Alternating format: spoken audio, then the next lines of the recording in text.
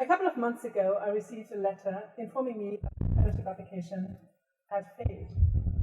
On the same day, Brazil's World Cup squad announced that football phenomenon Ronaldinho, for the younger ones, that was a football player, had not been selected. Cool, I thought. I'm just like Ronaldinho. But that thought offered only little consolation. No scientist enjoys such failures, but too often we hide them. In a way, a fellowship rejection is to be expected. Most of these fellowships have success rates of about 15%, meaning that an applicant might be successful in only 1 out of every 7 tries. For every hour I've spent working on a successful proposal, I've spent 6 hours working on ones that will be rejected.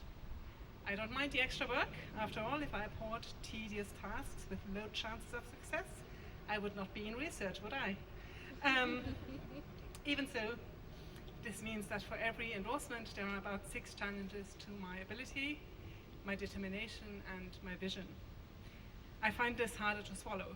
Perhaps this is because I have generally succeeded so far.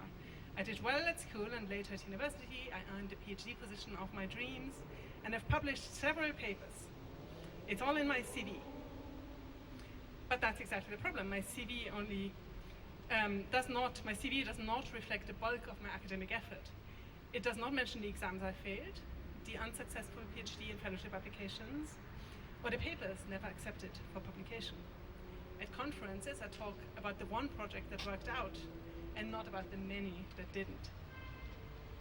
As scientists, we construct a narrative of success that renders our setbacks invisible, both to ourselves and to others.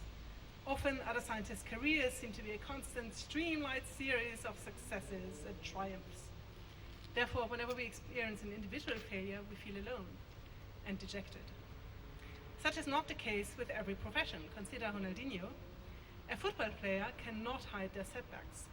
Everything is out in the open. Every failure to be selected for a big competition, every injury, every missed penalty is on display. And maybe this is a good thing. It shows young aspiring players what it means to be a football player, and it helps them cope with their own setbacks.